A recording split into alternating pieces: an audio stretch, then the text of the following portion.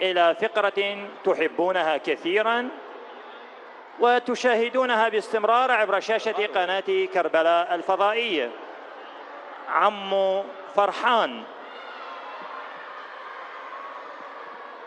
اجلسوا في أماكنكم المخصصة بعد انتهاء الأنشودة، اجلسوا. والآن نبقى مع فقرة عمو فرحان.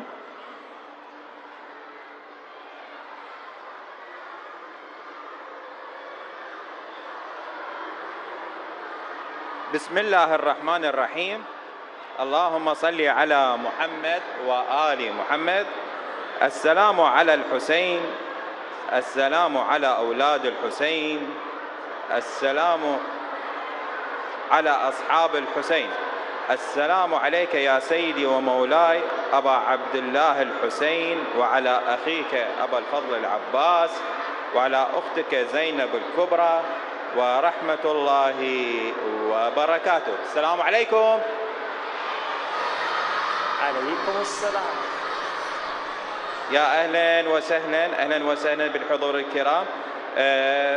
ما شاء الله الحضور كبير جدا، وأني كنت متوقع أنه أشوف 10 نفرات 20 واحد، يعني بالزايد 100 200، بس ما شاء الله الحضور كان كلش كبير.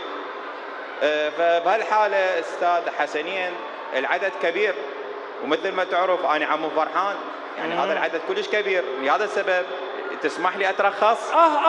كلا، وإن كان العدد كبير أنت تستطيع الحديث وهم ينتظرون. تنتظرون عمو فرحان؟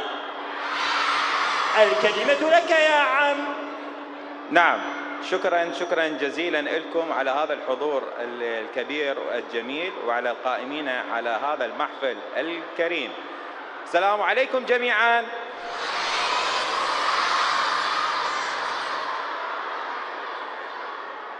أحسنتم، بارك الله بكم. أصدقائي عندي كم سؤال وأريدكم تجاوبون على الأسئلة. السؤال الأول يقول: من أنتم؟ ما شاء الله ما شاء الله. السؤال الآخر: ما هو مشروعكم؟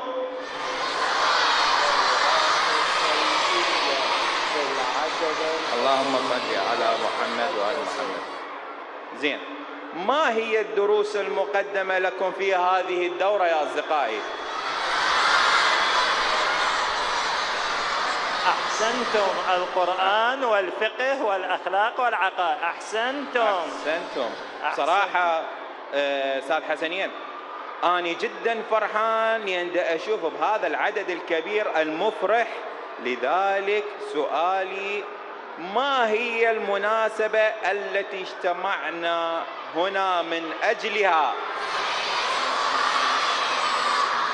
عيد الله الأكبر. أحسنتم أيها الشطار. زين، ماذا تعنون بعيد الله الأكبر؟ اللهم صل على محمد وآل محمد.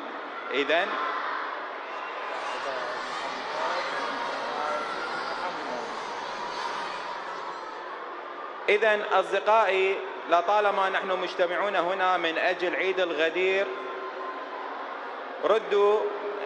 ردوا من بعدي بصوت عال يفرح صاحب العصر والزمان عجل الله تعالى فرجه الشريف، وقولوا: بايعناك يا كرار، جينا نجدد البيعة.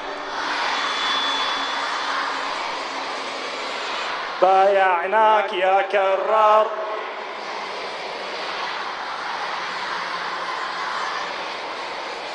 ما شاء الله، بايعناك يا كرار، جينا نجدد البيعة.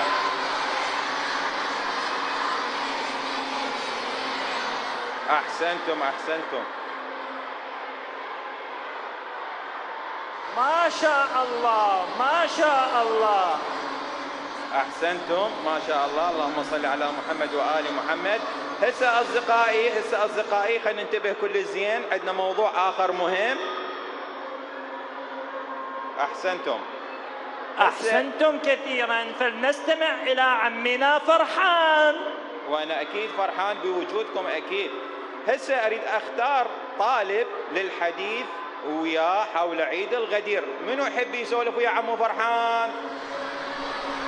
ما شاء الله كلهم يحبون.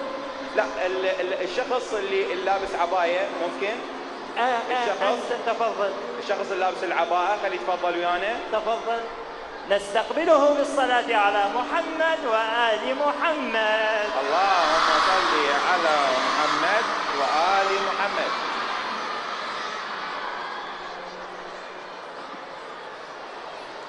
تفضل تفضل.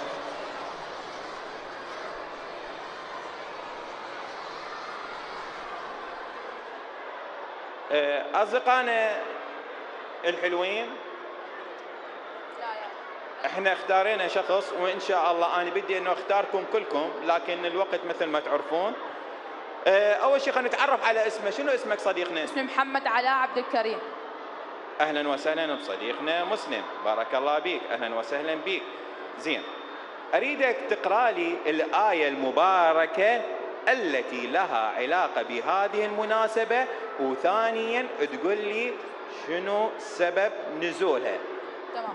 قال تعالى: بسم الله الرحمن الرحيم، يا أيها الرسول بلغ ما أنزل إليك ربك. نعم. وإن لم تفعل فما بلغت رسالته، والله يعصمك من الناس، إن الله لا يهدي القوم الكافرين. وقد طلب الله، وفي هذه الصورة طلب الله عز وجل من رسول الرحمة أن ينصب الإمام علي بن أبي طالب إماماً لهذه الأمة الإسلامية من بعد الرسول صلى الله عليه وآله وسلم. أحسنت، بارك الله بك صديقنا، بارك الله بك. زين، اللهم صل على محمد وآل محمد. شكرا لك صديقنا، شكرا لك، شكرا. تحياتنا لك. زين، استاذ حسنين. يا ايها الرسول بلغ ما انزل اليك من ربك وان لم تفعل فما بلغت رسالته. هذه الايه التي امر الله فيها نبيه محمد ان يبلغ الناس بالولايه لعلي عليه السلام. احسنت، بارك الله بك، اللهم صل على محمد وآل محمد. زين، شنو رايك لو نشوف التنصيب بطريقه تبقي الحدث في أذهاننا، بحيث أنه أصدقائنا الأعزاء ما ينسون هذا الحدث؟ جميل جدا. عمو فرحان يقول خلينا نسوي طريقة المبايعة كي تبقى عالقة في أذهاننا. أتفق معك كثيرا. ونحن أيضا لدينا فقرة محضريها، هي مشهد تمثيلي لبيعة الغدير. قبل المشهد نشكر عمو فرحان، كلنا نقول شكرا عمو فرحان. شكرا عمو. شكرا شكرا.